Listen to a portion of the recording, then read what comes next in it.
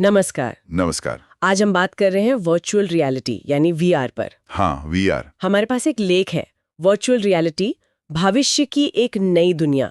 तो ये बताता है कि कैसे ये तकनीक हमें एक कंप्यूटर से बनी 3D दुनिया में ले जाती है। बिल्कुल। तो आज हम इसी लेख की मदद से समझेंगे कि भाई ये वीआर क्या है, कहाँ कहाँ काम आ रहा है और इसमें क्या मतलब दिक्कतें हो सकती हैं। सही। तो शुरुआत बस इतनी कि एक हेडसेट पहना और आप एक अलग ही दुनिया में। हाँ, और वो सिर्फ देखना नहीं है, लेख भी यही कहता है। असली बात है वो एहसास, वो इमर्शन। इमर्शन। मतलब आप सिर्फ देख नहीं रहे, आप उस 3D माहौल में सुन भी रहे हैं और हैप्टिक टेक्नोलॉजी से कुछ हद तक महसूस भी कर पा रहे हैं। अच्छा। तो अनुभव एकदम असली जैसा लगता है, जैसे आप सच में वहीं हो। हाँ, ये तो है। तो चलिए लेख में जो उपयोग बताए गए हैं उन पर बात करते हैं। शिक्षा का जिक्र है। हाँ, शिक्षा में तो कमाल की चीज है। छात्र जैसे अंतरिक्ष घूम सकते हैं या समंदर की गहराइयों में जा सकते हैं। या मान लीजिए इतिहास का कोई दौर, वो रोम का कोलोसियम देख सकते हैं जैसे वहीं खड़े हों। बिल्कुल। या फिर बायोलॉजी में शरीर के अंदर जाकर देख सकते हैं। ये सीखने को बहुत दिलचस्प बना देता है। और चिकित्सा, लेख में उसका भी जिक्र था। हाँ, चिकित्सा में तो ये क्रांति ला सकता है। सोचिए, डॉक्टर्स जो हैं वो मुश्किल सर्जरी की प्रैक्टिस कर सकते हैं बिना किसी मरीज को खतरे में डाले। एग्जैक्टली। और सिर्फ प्रैक्टिस नहीं, इलाज में भी। जैसे किसी को ऊंचाई से डर लगता है या कोई ट्रॉमा है, फोबिया या पीटीएसडी जैसा। हाँ, तो वीआर में एक सुरक्षित कंट्रोल्ड माहौल बनाकर उनका डर धीरे धीरे कम किया जा सकता है। वाह, ये तो बहुत ही अहम उपयोग है। बिल्कुल। फिर आता है मनोरंजन। गेम्स, फिल्में। वो तो है ही, एकदम ऐसा लगता है जैसे आप खुद कहानी का हिस्सा बन गए हो। एक्शन फिल्मों या गेम्स में तो मजा ही अलग है। लेकिन लेख सिर्फ मनोरंजन तक नहीं रुकता, सेना के प्रशिक्षण की भी बात करता है। हाँ, ये भी बहुत जरूरी है। सैनिकों को खतरनाक हालात का अनुभव कराना बिना उनकी जान जोखिम में डाले।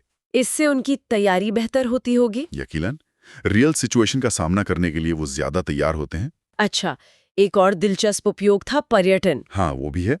बिना कहीं जाए आप पेरिस घूम लीजिए या ताजमहल देख लीजिए। मतलब घर बैठे। हाँ, घर बैठे। इससे समय बचता है, पैसा बचता है। और सोचिए, जो लोग बीमार हैं या चल फिर नहीं सकते, वो भी दुनिया देख सकते हैं। सही बात है, ये तो एक्सेसिबिलिटी भी बढ़ाता है। बिल्कुल। तो ये सब तो हो गए फायदे, लेकिन लेख में कुछ चुनौतियों का भी जिक्र है ना? हाँ, बिल्कुल। ऐसा नहीं है कि सब अच्छा ही अच्छा है, कुछ चिंताएं भी हैं। जैसे? एक तो शारीरिक दिक्कतें। अगर आप घंटों तक वीआर हेडसेट पहने रहें तो आंखों पर जोर पड़ सकता है। चक्कर आना या जिसे मोशन सिकनेस कहते हैं, वैसा महसूस होना। अच्छा, ये तो फिजिकल बात हुई। क्या कोई मनोवैज्ञानिक असर भी हो सकता है? हाँ, और शायद वो ज्यादा बड़ी चिंता है। लेख इस तरफ इशारा करता है कि अगर कोई आभासी दुनिया में बहुत ज्यादा वक्त बिताने लगे तो असल दुनिया से कट सकता है। बिल्कुल, असलियत से अलगाव महसूस होना, सामाजिक मेलजोल कम हो जाना, एक तरह का डिजिटल एस्केपिज्म। मतलब भागना असलियत से, इसके अपने खतरे हैं। हाँ, यकीनन। तो मतलब निष्कर्ष ये निकलता है कि वीआर में अपार संभावनाएं हैं। शिक्षा, स्वास्थ्य, मनोरंजन, कई क्षेत्रों को ये बदल सकती है। बिल्कुल। लेकिन इसके जो नकारात्मक पहलू है उन पर ध्यान देना भी उतना ही जरूरी है। सही कहा।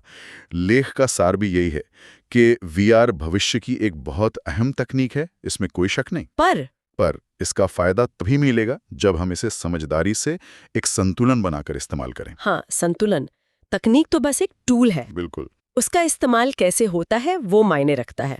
हमें ये देखना होगा कि इसका विकास सही दिशा में हो। में आता है सोचने के लिए कि जैसे जैसे वीआर हमारे जीवन का हिस्सा बनेगी, शायद काम के लिए या दोस्तों से मिलने के लिए भी, तो हमें किन नैतिक दायरों या नियमों के बारे में सोचने की जरूरत पड़ेगी।